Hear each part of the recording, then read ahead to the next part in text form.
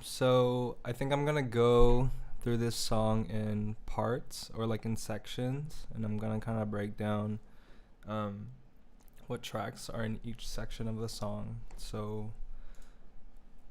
I'm just gonna play through each part and then kind of stop and explain each thing, and then we'll just kind of go from there.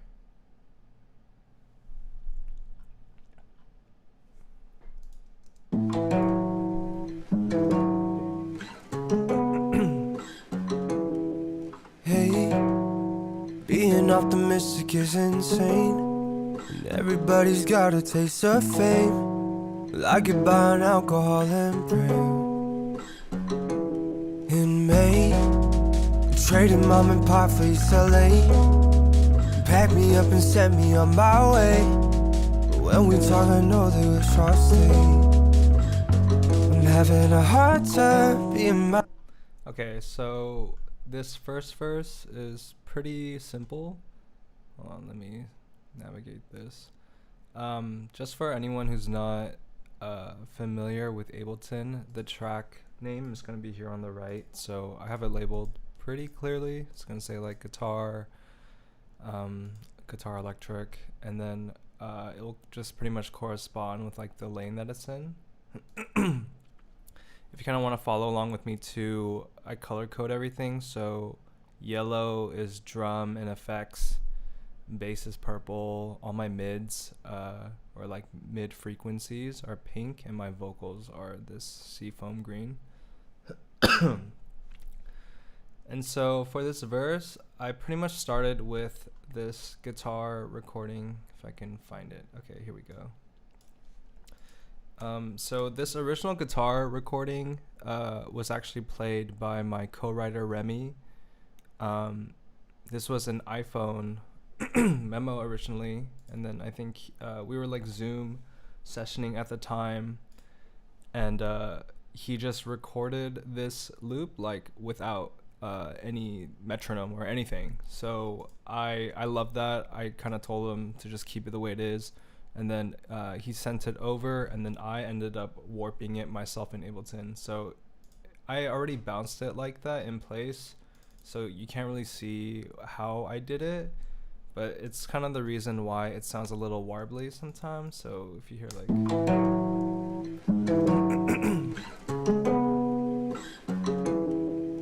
like a good example of that is this. Like it has like those skips, and the original recording didn't have that. The reason why those skips came out was from warping it in a certain way. I like to keep in these instances, I'm pretty sure I kept it in beats. This is like an Ableton thing for everyone who's watching and uses Ableton. But it skips in kind of like this weird, unnatural way that I find quite charming, so I left it. And I have the vocals going on with the guitar, and because I like the actual like song itself, like the writing and singing so much, it was important for me to keep the integrity of that, so that's why it kind of starts with that. Hey, being optimistic is insane. And everybody's got. And then when we move over here, I add in drums and bass. So I'm just gonna start with bass because it's pretty simple. But this is actually, it's frozen again, but this is actually, I don't remember if this is a guitar. So normally when I use bass like this, I pitch down my guitar. But I think in this instance, actually, I had my friend's bass. And then I just like running it through CLA bass. I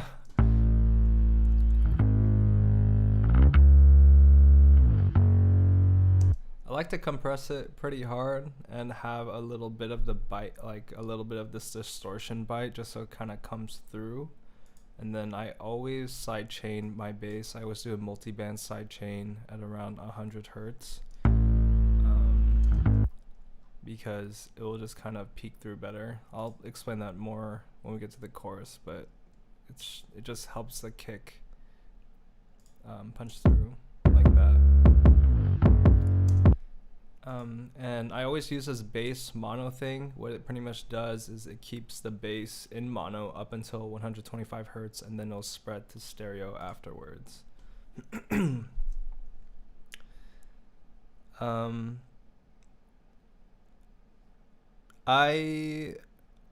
not sure I understand your question completely, but I used Ableton, or I've been using Ableton for years, so it's just like this song, or it's the program that I started and ended with this song.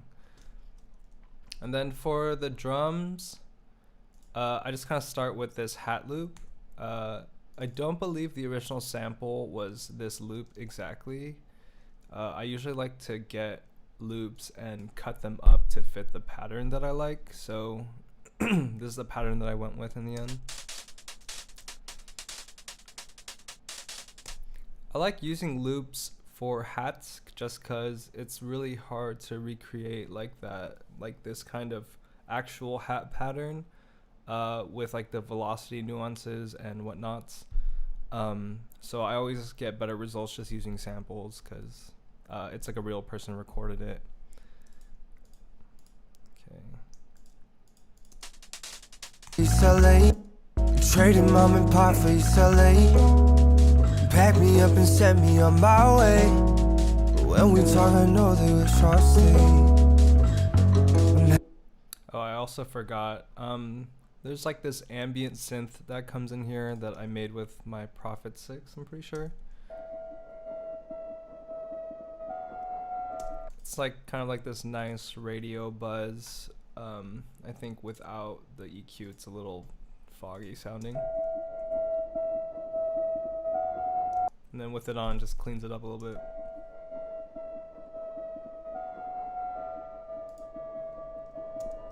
Yeah, these samples are from Splice. Okay, moving on to the first chorus. I'm having a hard time being myself all of the time, all of the time. And everyone asks me if I'm doing well, and I just be lying, Some people make it look so easy. I'm not made for TV, I'm completely lost. All of the time, all of the time. Okay, there's kind of a lot going on here compared to before. It's mostly in the drum, so when the chorus first comes in, Having a hard time being I want to do this drop off where it's just the guitar. But it's not just the guitar. Let me mute this real quick. So that's how it would sound like if it was just a guitar and vocal. I'm having a hard time being myself. And I kind of felt like it was too clean and like the drop off didn't have any kind of mood shift. I kind of put this vinyl like noise texture in, and it's panned to the left. I don't know if the panning comes out to you guys as well, but it's panned to the left so that when this comes in, there's just kind of like this shift in perception. I'm having a hard time being myself all of the time. And it also helps you get out of that part, like right when this tom hits here, then it immediately disappears. So All of the time, all of the time. yeah, so that's kind of why I did that. And here's the main drum pattern. Okay, so to break this down, I have the original hats that I already showed you guys. And then this is just a kick pattern I created.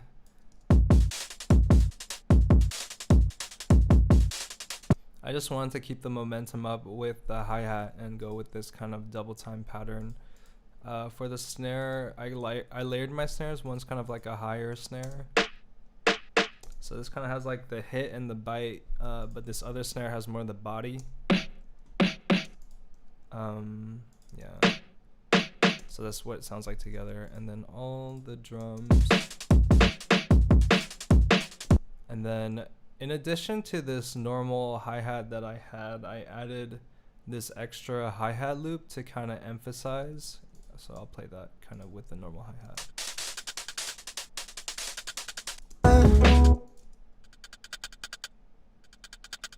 So I kind of did that just to add like an extra layer of depth. I feel like it coming out in like little bits and pieces like that kind of just makes the beat a little more alive. So,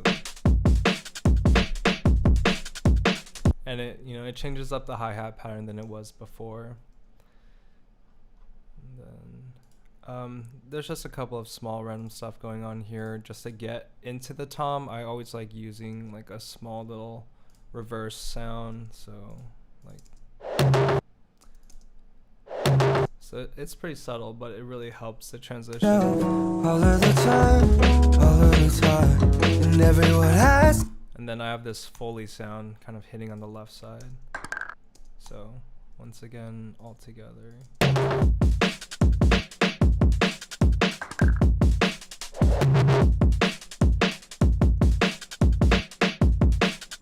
Yeah, so it's that, and I have all of these running through this Devil-Lock compressor. I have it going pretty hard here. I know the mix isn't all the way up, but pretty much like without it, this thing just sounds not as crushed.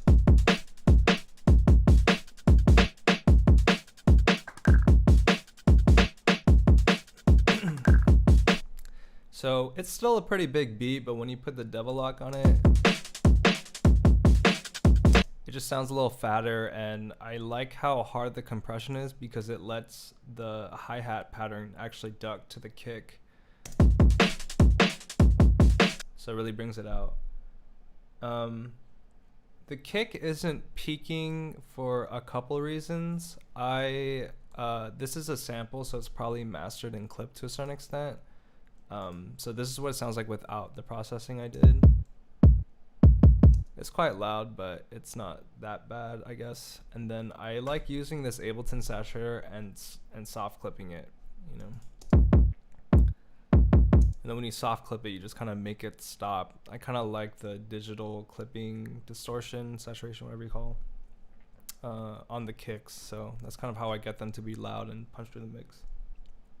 Well, and I just been lying.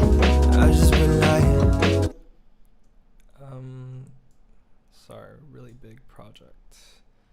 Also going on in this chorus is just some backup vocals. I didn't clean those up very well, but yeah, these are just a couple tracks all put together. I like mixing my backups all together. I just kind of do, you guys can kind of see here like a, I believe this is like a de-esser, yeah, de-esser, and then this is just a multi-band on the mud. I like compressing the guitar pretty hard. So easy. I'm not made for TV. Just so they're always behind the vocal, and then I always do a little micro shift there. Okay, and then to the breakdown part. All of the time.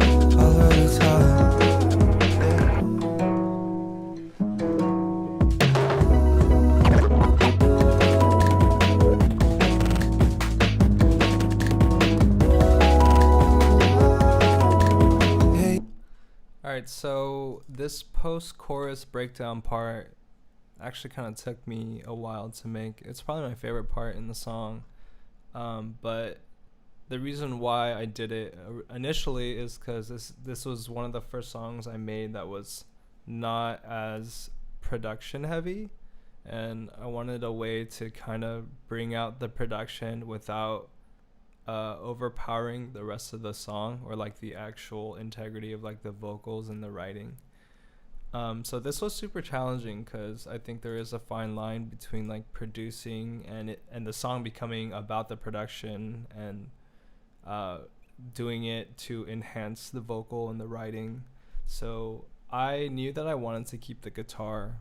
I pretty much chopped these up. Or let me zoom.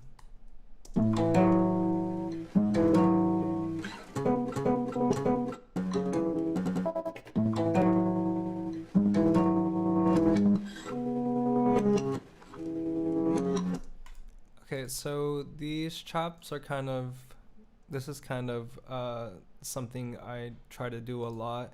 It's a series of duplications and transient mangling, if you will.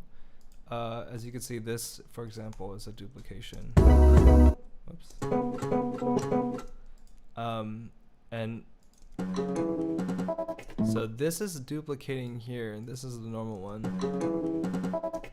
But this sound here is actually a built-in Ableton function. If you have beats on and you pick any kind of time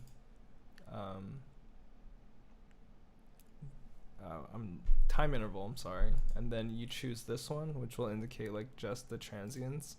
This will change the amount of transient that you hear, so you can do that or make it really short. So I kind of split the difference there, and I went through back and forth different kinds of warp speeds here. So I have Pro on this initial one, but when I go and do this kind of effect, I have it on Beats. Yeah, I kind of just go back and forth in a lot of these. And it's like a good way to add rhythm, and also to change the way your sample sounds. I think the ear candy thing is pretty discretionary. I don't really have any set like reason why I do or don't do. I think my main thing though is that like I feel like it needs to serve a purpose. You know, there's no singing going on here. I need to be able to keep interest in this song, even though the song has repeated its guitar and main vocal melody. So at this point,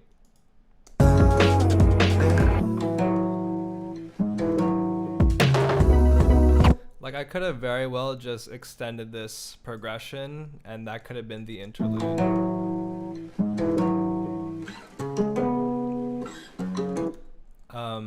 But I also feel like at that moment is kind of the moment where that interlude could have been tiring, which is why I added all of this.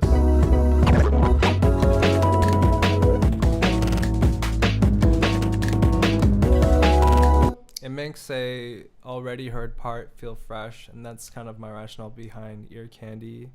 I think it's nice to feel the certain things as long as you understand where the heart and base of this song is. Okay, so I spent a lot of time on the guitar. Let me move on to some of the other stuff that's happening. So again, I kind of go back to that tom hit for the guitar, and like I did with the guitar, I also chop up my background vocals. So the normal ones that you guys heard here, I just kind of did it here too. Like, yeah, and so that combined with the kick, I believe. So that kind of just adds, like I'm measuring, or I'm syncing everything together. Same with the bass. The bass was normally just like these one note things, but I chopped it up so it's just kind of doing this crazy syncopation with everything.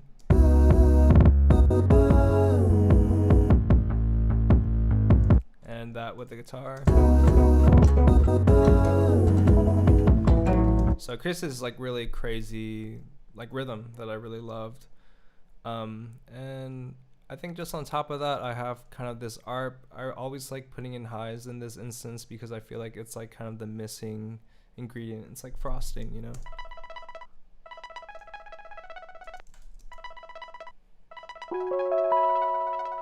So, I don't know. It's just kind of like the cherry on top for me.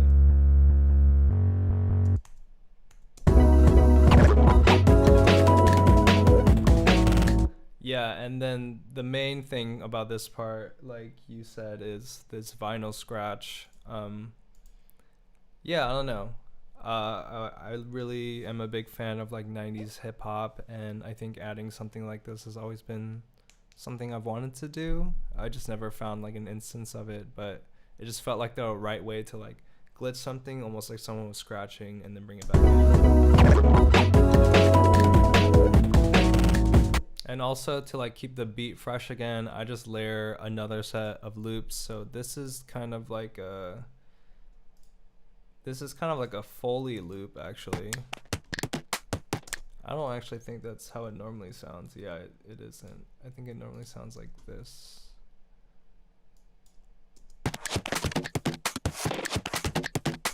Okay, and then what I end up doing again was changing the transient so that it only hits on eighth notes. This way I can kind of treat it like it's just like a beat. And then I combine it with this bongo loop I have here, which I kind of the same thing. I think normally would be a little more normal sounding, but I also only made it use on the transients, not actually a beat. So together it kind of creates this very percussive, complicated beat, and I add a redux and distortion on this, and I just kind of chopped it up here and there to just make it my own.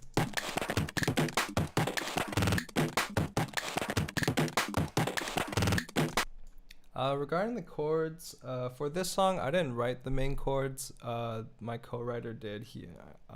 So he laid down the main guitar part. But normally, I just kind of noodle around. I grew up a pianist, and I think I know a lot of theory on piano. But I like writing songs on guitar because I feel like I don't know how to play guitar that well. I don't really know notes on the guitar, so it's nice to like just kind of discover chords and hope for the best. Okay.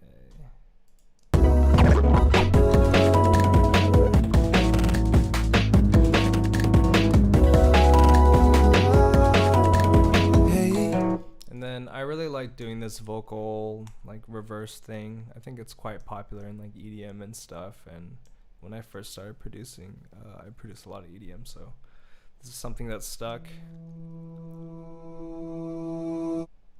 And it's just nice going into the vocal like this. Hey, I'm tired of people telling me to wait. And so the second verse. Hey, I'm tired of people telling me to wait. Pretending that I'm younger than my age. I'm just gonna go over this part really quick. Everything else is pretty much the same. I just do a little hit here.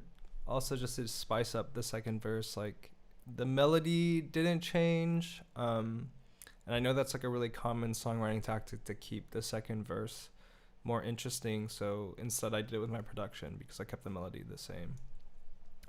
And so for this part, I kind of wanted this car driving past you feeling. I used to live in the city, so that's like a sound I'm really used to hearing. So I took a series of different Foley sounds. I think this is just like a traffic sound. That's talking people. Well, that's a note. And I actually don't know why I put that in there, but it works. And I panned this traffic sound to come right to left, I believe. Yeah, so it just kind of feels like you're walking on the street, or like something's passing by you really quickly. You're just stepping outside for a second. Kind of like a breath of fresh air, also in the song, you know. Tired of people telling me to wait. Pretending that And then just kind of to keep up with that glitchiness, I did this record sound one more time. pretending that I'm younger than my age. And Lincoln This is another part here. my age. And Lincoln up. I really wanted this one orchestra kind of feeling where like it did like a, man, I'm forgetting the word, or I did a crescendo like all together, like a whole orchestra doing like da-da-dum. I used to do orchestra as a kid, so I don't know, I guess I thought of that and wanted it to just like hit a random part of the song. So I have, I mean it's audio now, but it was originally MIDI, and I think I did a flute on this one. Yeah, so there's a flute there, and then that's a pizzicato cello, I believe. And then this is actually just a buchla, so it's not a violin, but I liked how it sounded. And this is just an octave lower. I believe this is the source sound. and then I just like doubling these sounds and pitching them an octave down. But together it weirdly sounds like an orchestra doing one of these, and then the flute and like the cello finishing the phrase. It doesn't sound like it alone, but in the song it surprisingly does. Standing out younger than my age, and Lincoln knowing suits and what's her name.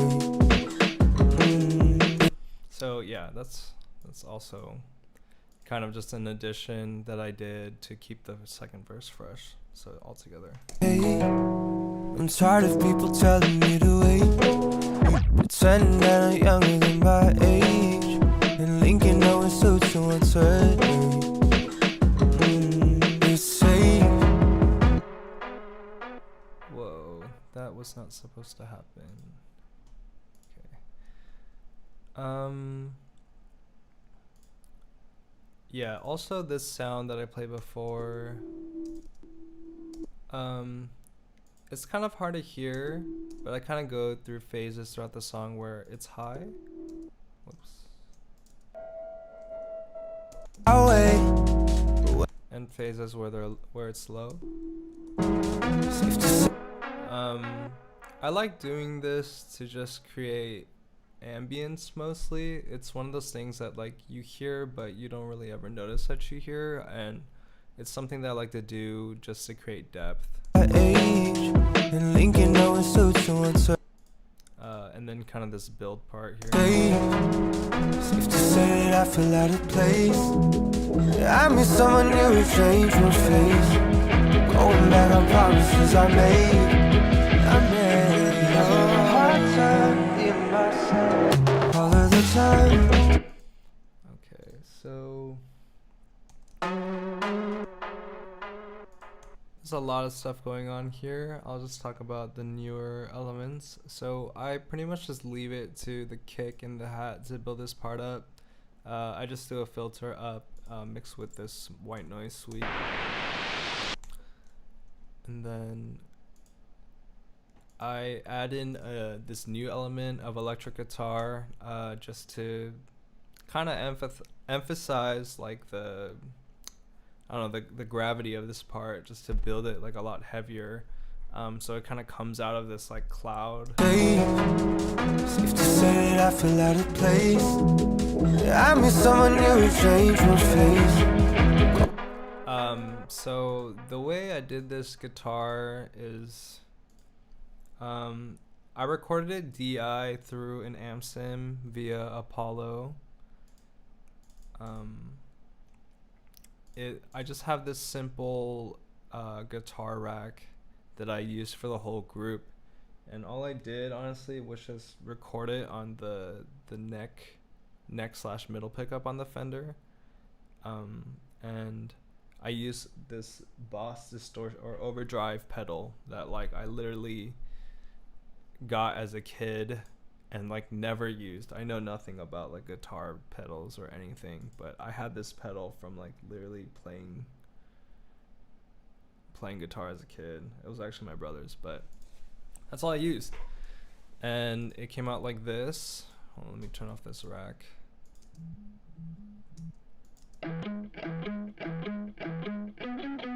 And then I just recorded it 3 times and panned them left, right, center. Makes it quite thick. All this rack is doing is adding a little bit of ambience and just taming the transients. And then I have this final guitar just doing this strum build.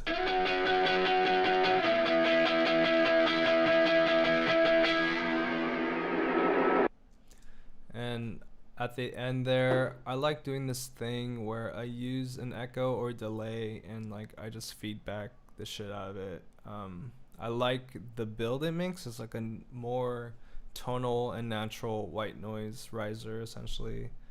I just bring up the feedback a lot, and I believe for this one I also changed the delay time so it has this like kind of warp at this second that it changes. Hold on, let me zoom this one too. So I changed the time from 1/8 to 1/16 here, so you'll hear like kind of a warp here. Yeah, so altogether it sounds like this cool riser.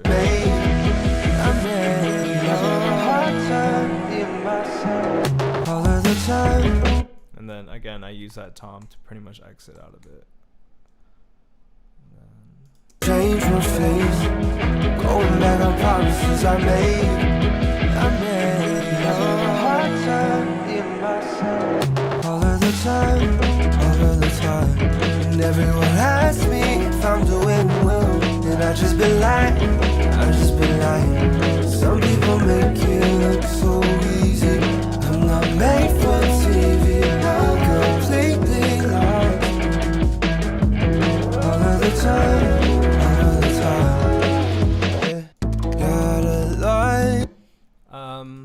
Yeah, this part is pretty much using everything that I've had.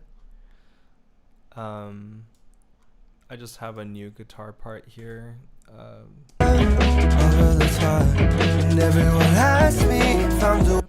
This guitar part's actually kind of goofy sounding alone. I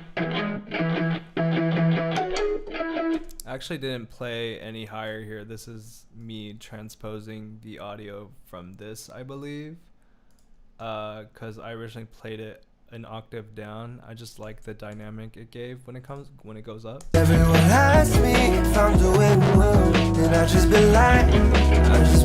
Yeah, and I originally did play this part all the way through. It's not like I just copy and pasted one note. Oh shoot. But the reason why I chopped it up like this is because it had so much like fuzz in between. It just kind of dragged. It sounds fine, but it wasn't as clean as I wanted, and I felt that it was a bit distracting. So I ended up doing this, and with everything that's going on, you can't really hear like the hard cuts of the guitar. So this is technically something people usually do, I think, for drums, to kind of get like cleaner drum patterns, but I did on the guitar and it came out fine. All of the time, and everyone asks me if I'm doing well, and I just been lying, I just been lying. Some people make it look.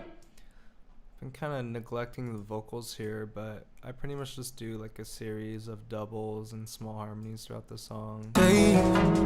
Safe to say that I feel out of place. I miss someone new and change my face. I just been lying, and I just been lying. Some people make it look so easy. I actually really like using, instead of singing a high octave, just pitching myself up. I'm doing well, and I just been lying, and I just been lying. Some people make it look. Cause together it kind of creates like this nice, I wouldn't say like chorusy, but like this nice, like kind of shadow of a stack. Ask me if I'm doing well, and I just been lying, and I just been lying. Some people make it look so easy. And then I don't always do it too. I kind of feel like it has some more flavor when it comes in the important parts. Everyone asks me if I'm doing well, and I just been lying. So I really like that. And then I just have this random auto-tune ad-lib. Some people make it look so easy. I'm not made for TV. I'm completely lost.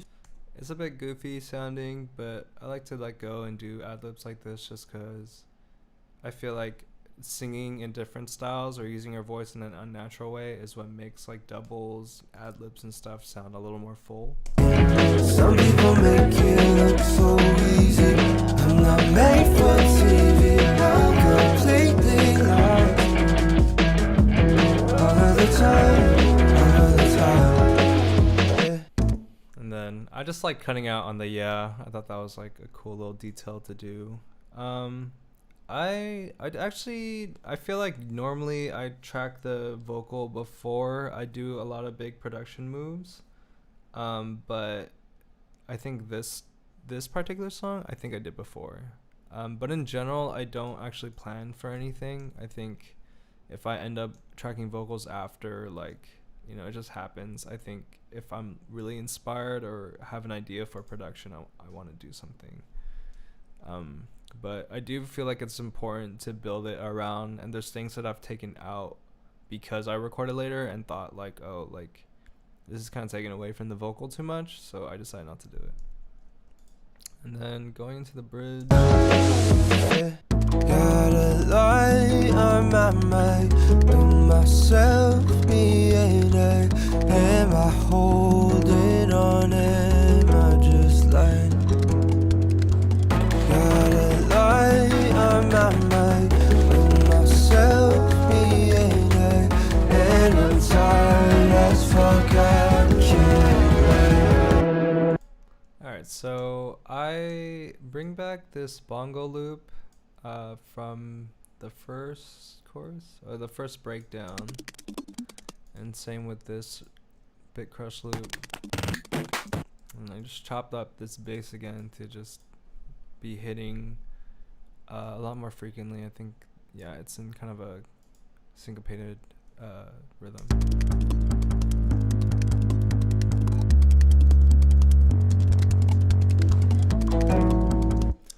And then I think I drive it with this synth again.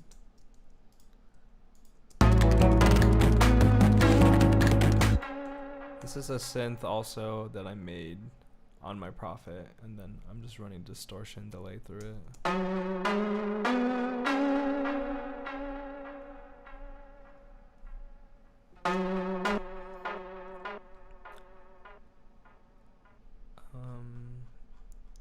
And I'm building that kick again, and I think a lot of the momentum is in the vocals for this part. Gotta lie, I'm at my with myself, me and I. And I'm tired as fuck, I can't wait. Okay. So I have these doubles. I believe I automated this decapitator, which is like a distortion plugin. Gotta lie, I'm at my with myself, me and I. Yeah, so you can see the dry mix, or if you look at this knob, you'll see the dry mix go up here. And I'm tired as fuck, I can't. So I just wanted to like really build and really drive towards the end, because it goes to that big live group vocal. So that in combination with this crazy reverb ends up with this. Yeah, and then so it goes to the live group vocal. As fuck, I can't. Time being myself all of the time, and everyone asks me. Okay, so I know I got a lot of questions about this part, and I hope whatever I say helps, and if you guys have questions about it, feel free to keep asking. So I originally recorded this part alone, a handful of times, so these original tracks were me, so I'm gonna play it like that first. As fuck, I can't. Time being myself all of the time, Yeah, so soloed it sounds like this. I'm having a hard time being myself all of the time. So I like this still. It was good. And I did try a lot of stuff. I recorded like 2 up here, like 2 next to the door, like in the hallway, different places in the room. I tried it screaming, I tried it whispering. I think, hold on, let me see if I could try to find some. I'm having a hard time being myself. That's a little softer, I think. I'm having a hard time I'm having a hard time being myself. It's a pitched up one. I'm having a hard time being myself. I'm having a hard time being myself. So that one was a little softer. This one's a harmony. Having a hard time being myself. It's like kind of me yelling in the back of the room. You could hear the room. I'm having a hard time being myself. I'm having a hard time being myself. That That one's a little more angsty than I normally do, but I just tried a couple different like vocal timbres. I think for this track, originally it was 2, 4, 6, 8, 10, 12, 14, 16, 18 tracks of me. And I'm alternating these pan right and left. But as you guys can hear, it's like it's still me, and it was very unison sounding.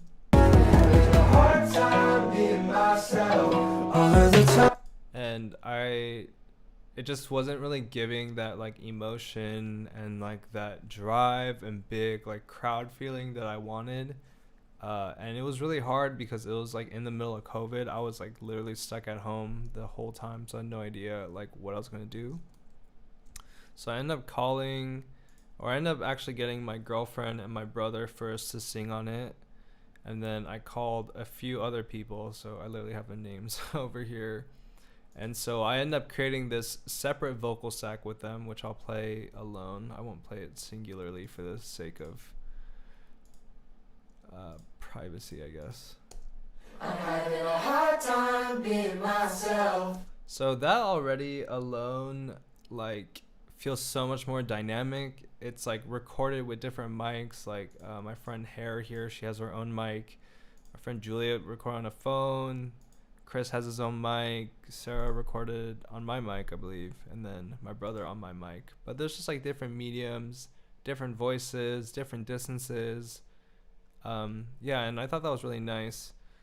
And I decided to mix that with my vocals and mute some of mine to not have it overpower each other. So let's see if we can, yeah. I'm having a hard time being myself. So that sounds like huge to me compared to this even, right? I'm having a hard time being myself. Again, with everyone else. I'm having a hard time being myself. And so, yeah, that was just kind of like the last bit of push I needed. Time being myself. All of the time, all of the time.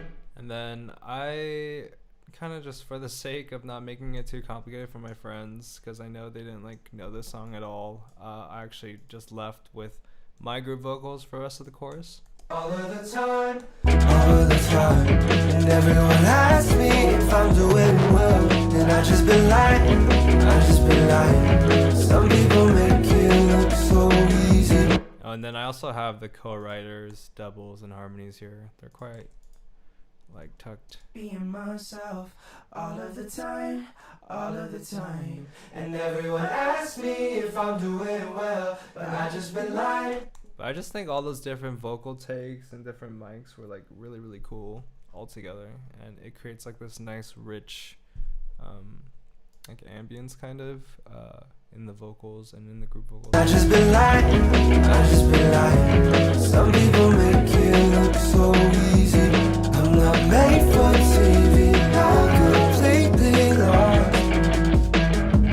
All of the time, all of the time. Yeah, and that's